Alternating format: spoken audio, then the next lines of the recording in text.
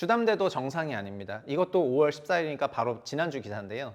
2월 기준으로 서울 주담대 연체율이 0.35%이고 그리고 두 달째 역대 최고 레벨입니다. 그러니까 이 통계가 있었던 이래로 가장 높은 레벨입니다. 주담대 연체율이 0.35라 하면은 뭐 그게 높냐 1, 2%도 아닌데 이렇게 얘기하실 수가 있는데 이게 0.09였고요. 0.35가 된 겁니다. 그리고 주담대 금액을 생각해 보면은 이게 기백조 원의 돈이기 때문에 쉽지 않은 거죠.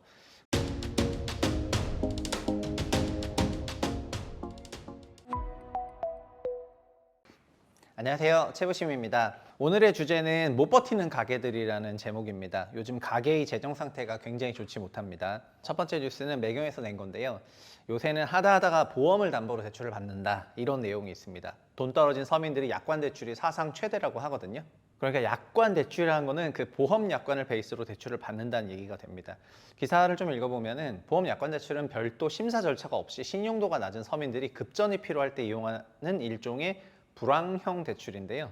연체에도 또 다른 제2금융권인 카드론하고 또 다르게 움직이기 때문에 카드론 대출도 받고 나서 또 신용대출이 일단 기본적으로 다 차 있기 때문에 이제 약관 대출까지 받는 거예요.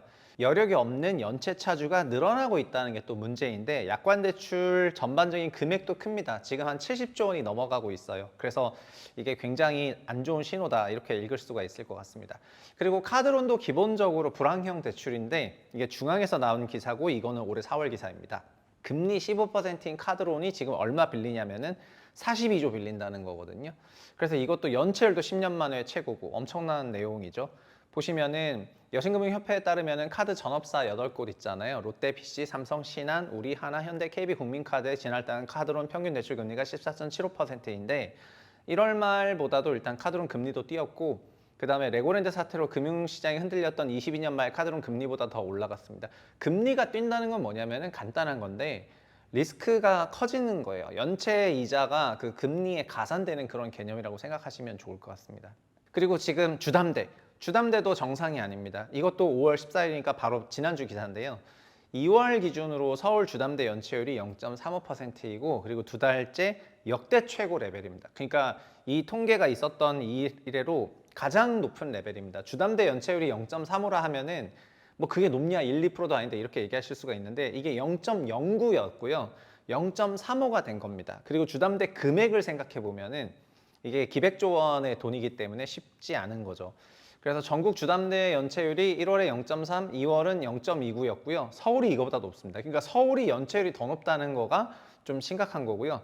지금의 대출 연체율 상승은 코로나19 팬데믹 시기보다 그때 받았던 저금리 대출이 지금 이제 갱신을 하는 게 되거든요. 이제 주담대는 통상 당시에 5년으로 적용을 했는데 기준금리가 0.5에서 1.25%에 받았으니까 그 당시 대출금리가 2.6%가 평균금리인데 지금 대출금리는 기준금리 3.5로 올라가면서 뭐 한 4% 언저리로 받으니까 140bp, 150bp가 올라간 거거든요. 그래서 금리가 올라가다 보니까 올해 들어서 연체가 조금 늘어나고 있는 건데 사실은 이 연체율은 2월 말 기준 통계다 보니까요. 주담대는 언제부터 폭증했냐면은 20년 5월부터 폭증했습니다. 그래서 20년 5월부터 월에 막 10몇 조씩 빌리기 시작을 했는데 다 주담대는 아니지만 그거가 올해 하반기에 갱신되고 있는 그런 과정이라고 생각하면은 연체율이 심각해 보이지 않죠. 그래서 제가 차트를 준비했는데 이게 2020년대에 우리가 대출했던 겁니다. 그러니까 2019년 말에는 12, 16 대책 나왔고 2020년 1월에는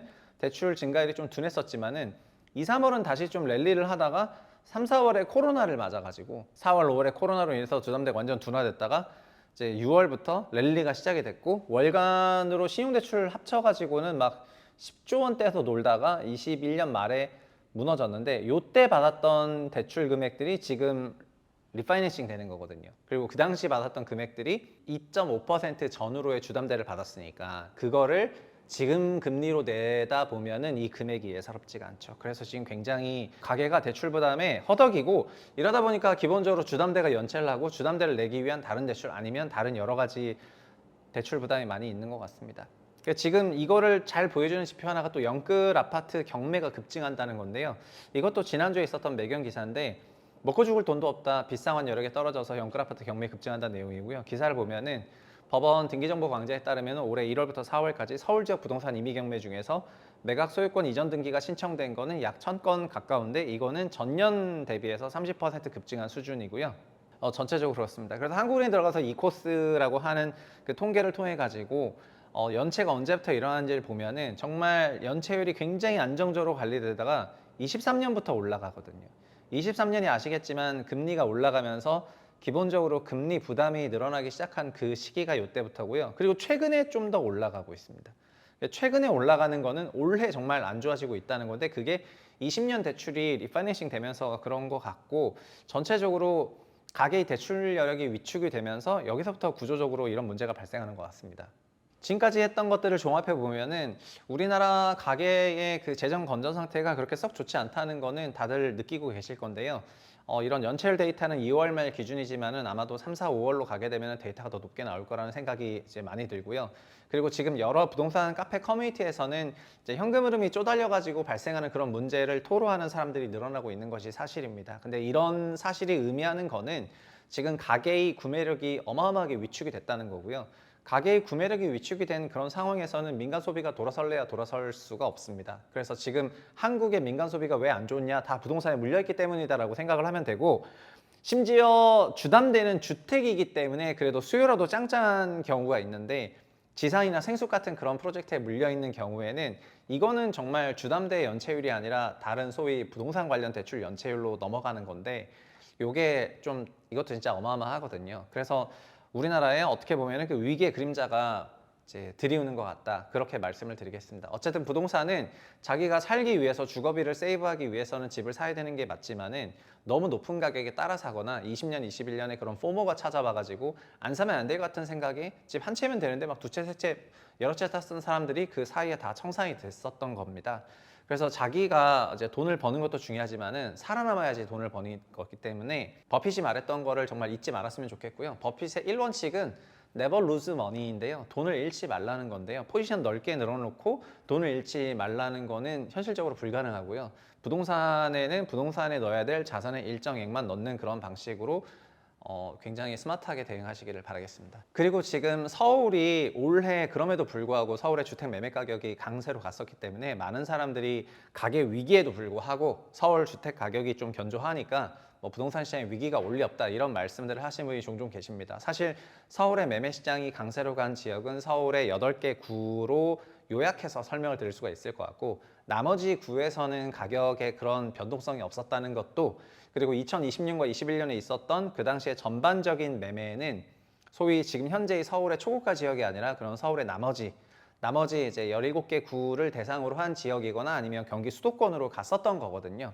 그런 주택들이 지금 현재 매매가 크게 회복하지도 않은 상태에서 금리는 떴기 때문에 이자 부담이 나가면서 지금 가격의 전반적인 문제가 생기는 거고 그리고 그때 또 비핵심 비주택 자산들을 적극적으로 취득하면서 이런 문제들이 생기는 것입니다. 그래서 여러 데이터들이 이런 위기에서 나오는 데이터들이 있잖아요. 경매나 카드론, 그다음에 약관 대출, 그다음에 연체율 이런 데이터들이 올라가는 거는 거시적으로 봤을 때도 한국이 좋지 못하는 거고 그런 상황에서 지금 막 집 사겠다고 서울 주택 가격이 좀 올랐으니까 막 높은 가격에 따라 붙는 거는 문제가 있는 거고요. 여기가 바로 정부가 더 이상 가게가 돈 빌릴 여력이 없으니까 뭐 지분형 모기지라는 이름을 만들어 가지고 정부가 그러면 우리가 돈을 대야지 부동산이 뜨겠구나라는 생각을 가지고 정부 정책금융을 중점적으로 발표하게 되겠다는 생각을 가졌던 게 23년이었는데 23년부터 가계의 대출 여력이 소위 목에 찼 그 시점이 되는 거거든요. 그래서 지금 정부의 부동산 대책들을 가만히 보시면 결국은 부동산 시장은 수요가 어디서부터 나오냐 이런 게 되게 중요한데 정부가 지금부터 정책 대출을 막 말도 안 되는 규모로 뽑아내기 시작을 하면서 이쪽으로 돈을 깔기 시작하면은 그러면 지금처럼 고평가 논란에도 불구하고 매매 가격이 강세로 가는 것이고요. 정부의 정책 대출을 깔겠다는 그런 형태의 여러 가지 정책들을 전 국민이 반대하고 새 정부가 반대하면은 그러면 못하는 거거든요. 그래서 앞으로 부동산 시장을 바라볼 때는 대출 정책이라든가 유동성 뿌리는 그런 정책들 위주로 보시면 좋을 것 같고요. 지금은 윤석열 정부의 마지막 경제금융 관료들이 지분형 모기지를 통해 가지고 새 정부가 출범했을 때 엄청난 정부 대출을 부동산에 뿌리기 위해서 이제 모종의 작업들을 하고 있는데 그런 것들이 되냐 안 되냐가 정말 너무나 중요하다. 그런데 현재 대선 모드에 지난번 토론에서 봤었지만 경제에서 이런 얘기가 별로 나오질 않았었고 그래서 지금 돌아가는 상황이 되게 애매한데 어쨌든 메인온으로 같이 지켜보시면 좋을 것 같습니다. 여기까지 하겠습니다. 감사합니다.